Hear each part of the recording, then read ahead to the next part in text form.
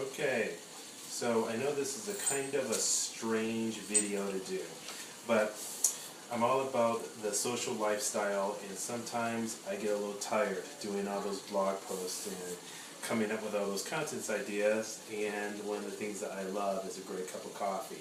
Now, I have learned how to make what I believe is the best cup of coffee.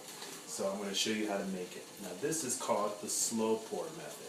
So right here you see the apparatus I have, and in true geek fashion, you can't do anything unless you have all of the little gadgets. And this is a slow pour setup.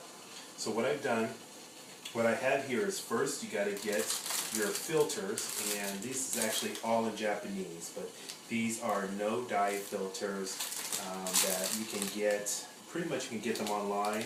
There is a QR code here, so I'm going to go ahead and click the QR code, and I'll give you the link to that at the bottom of the post.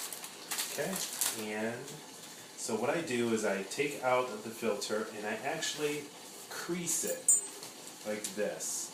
So when it goes into the top here, it lays in there pretty nice and it doesn't bunch up, which is going to be important for the next stage. Now, what I have here is a slow pour tea kettle, okay? Now, I am boiling water right now to put in the tea kettle. I can't put this directly on my stove because it'll scorch the bottom. So I use one of the professional grade tea kettles there so it doesn't scorch the bottom. You see I have that piping hot. So wait 1 second, I'm going to pour some water out here and I'm going to be right back.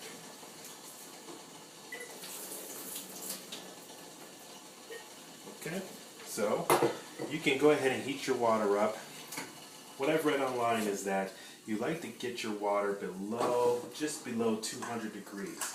But it's totally up to you. I usually just let it get as piping hot as possible because I know that I'm going to probably be sipping on my coffee for a while, so I don't mind getting hot because it will cool down on its own. So I go ahead and put the water within there using the Christmas towel. And the first stage of what you want to do is that you want to warm up your filter. Okay, so what I do is I go ahead and make sure I get my filter good and wet. And you can see from the tea kettle that the water just comes out a nice stream, which is good. Okay, so we'll go ahead and warm up filter. Go ahead and dump our water here real quick. And the next stage is that we went ahead and ground our beans. Now, if you want a great cup of coffee, the best thing to do is get your beans in whole bean fashion. I got my beans from a local roaster in town at Agua Dulce. I'll go ahead and put a link to their Facebook page, but this guy Tony, who runs Agua Dulce, does a great job of putting together, of roasting his own beans. And these are organic Mexican beans, and they were roasted just this morning, so they actually smell amazing. So what you want to do is go ahead and get yourself about I would say a quarter cup of beans. So I usually can eye this up because I've been doing this so much. I can usually eye it up and I know exactly how much I have there. Now, if you want to get fancy, you can go ahead and get yourself a scale. And I'm sure there's many places online that you can see how much coffee beans you should have for 1 cup of coffee. Like I said, I eye it up because I know exactly how strong I would like coffee to be. Now, this grinder is nothing fancy. It's just a regular grinder that allows me to go for percolator, drip, or espresso. I have experimented between drip and percolator. I usually go right in between. Set the lowest setting, and we'll go ahead and grind it up.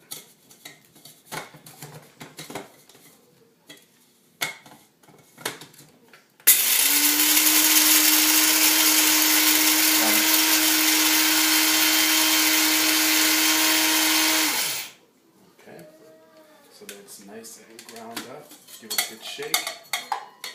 And see the consistency there. Okay, normally what you would see probably out of your regular ground coffee, but I wish you can smell it right now, but it smells amazing. So I'm going to go ahead and filter that in there. Now the next stage is that you actually want, why don't you come closer so you can actually see into, what I want to do is actually just put a little bit of water inside my coffee beans. And, oops, sorry. And you'll see that the coffee beans are kind of just like percolating in there. And this is called blooming. So you want to do that for about 30 seconds. And then after that point, you want to go ahead and set a timer for 3 minutes and then start your slow pour. Now, the actual method for slow pour is, see if I can get the camera for you, is that you just want to slowly pour. I'm trying to do two things at once, so hopefully I don't mess it up for you. But you just want to slowly pour your hot water through the coffee beans. Okay? And I can already tell you that this is going to be a great cup because those beans are just giving off their flavor and it's just amazing. And you can really see the advantage of having this slow pour tea kettle because you're able to really get a nice consistent pour. Now if you get really good, you'll be able to slowly pour this over the entire 3 minutes. Now if you fill your tea kettle up, you'll increase your chances of making sure that you slowly pour over the entire time period. Okay? So we're doing pretty good. I'm going to let it go down for a second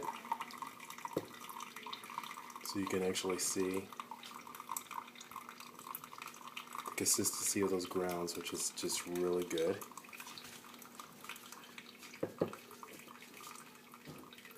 Okay. Almost finished. And I'm just going to put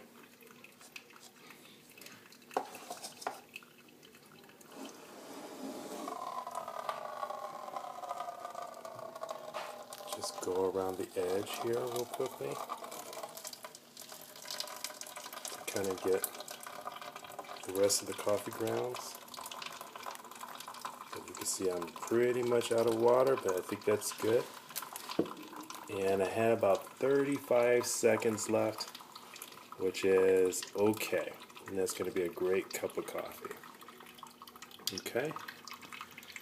So, let me show you everything that you need to be able to pull this off. Right now, you can see I have my great cup of coffee going. I have a little bit left. I put another cup underneath there so it can catch the rest of the water. Now, if you want to do this yourself, get yourself an excellent whole bean coffee. Like I said, I got Organic Mountain, and there's our timer. Go off. I got that at Agua Dulce here in town in Monroe, Michigan from Tony. So, whole bean coffee. You want to have yourself a nice slow pour tea kettle. You can go ahead and search for that online. That really comes in handy. I tried it with everything else and I really couldn't get that nice stream. You want to go ahead and get your no dye filters.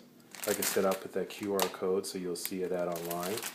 And if you can read Japanese, you can actually see them do the slow pour method. I believe it got started in Japan. Don't quote me on that. And then this setup here you can get online. It's a slow pour setup. It has a carafe and it actually has this high stand, so it's really good because if you need to, you can go ahead and put your coffee mug underneath there as well. So it's pretty versatile for that. And you are good to go.